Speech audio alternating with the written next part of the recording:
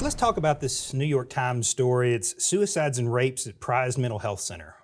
Yeah, there was this mental health center called Timberline Knolls in Chicago, run by this massive group, Acadia, that basically ran these treatment facilities across the country. And what we saw in Chicago, which took place for years and years, which it has now been shut down, but rape, they had fight clubs with some of these people, overall abuse, people dying accidentally, people being allowed to unalive themselves intentionally due to a complete lack of supervision.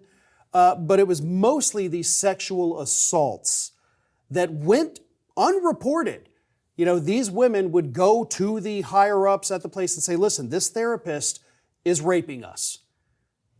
They waited weeks before they even bothered to call the police to look into it.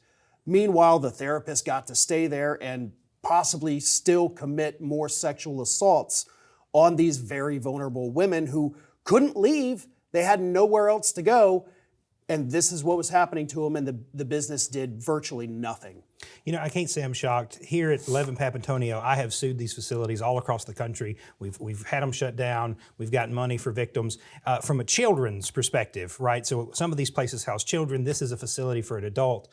But when you have the juxtaposition of money and lack of regulation and vulnerable people, this is what we see. And Acadia, their name pops up a lot in these lawsuits, as well as a handful of others that have started these for-profit mental health / prison facilities around the country. This is just one of the most recent examples. Yeah, and what we've seen a lot too with these organizations is that it mainly was for substance abuse, you know, people going for rehab or people with mild, you know, mental disorders that they wanted to get worked out and then obviously would be able to leave, re-enter society. But recently they said, look, you know what, we're not getting enough money. So let's reach out, you know, to their little salespeople, I guess you would call them. Go talk to families with a family member that's autistic. Go talk to these families with somebody who really is not that bad, but maybe there's a problem we can exploit. You know, maybe they go to the casino a little too much. Let's bring them in and get this money, because it's all about profit. It's not about helping any of these people. It's pack the beds.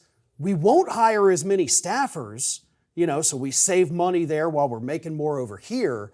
And the lack of proper staffing, the lack of vetting for the people they're bringing in is what leads to all of these problems that we have seen, again, not just with Timberline Knolls, but in these institutions across the country, in every state.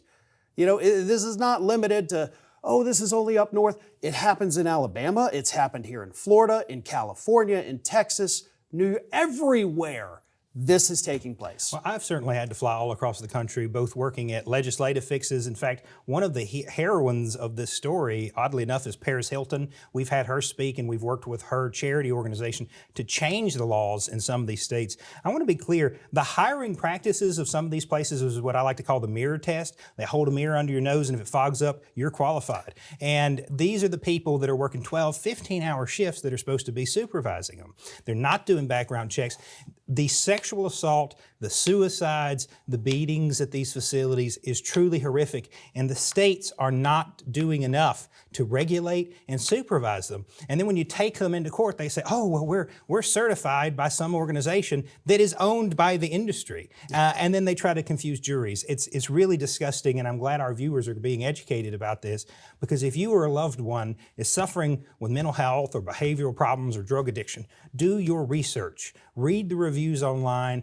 Talk to somebody who's been there if you can, because they're selling you on something. Yeah. They're selling you on putting a vulnerable person who may not be believed in a facility where they control everything. Yeah, they're going to give you the timeshare, you know, kind of sales pitch. This is great. You're going to love it. No, don't listen to those folks. Talk to people that have been there. You know, it may be difficult to find that, but those are the people that have actually experienced everything that happens behind the scenes. They know best. Because it's an epidemic. It's an epidemic of this abuse. And it's only just now coming to light. And we need these legislative fixes. These have to be regulated by the state. We have to have state people going in there on a regular basis, conducting these, you know, investigations, just wellness checks essentially. But until then, this problem is going to persist, and the lawsuits are certainly helping, but these companies will just move on, they'll change their names, start the whole thing over again. It's a horrible cycle. One of the hardest things I've done, both as a prosecutor and working at Levin Papantonio with these cases, is talking to a child who said, I didn't say anything because I didn't think anybody would believe me. And I want to tell those children and tell our viewers, we believe you.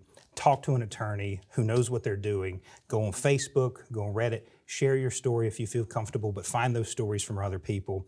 Don't let this happen. Don't let this happen in your backyard, and certainly don't let it happen to one of your loved ones. Thank you, Farron. Appreciate you. Thanks, man.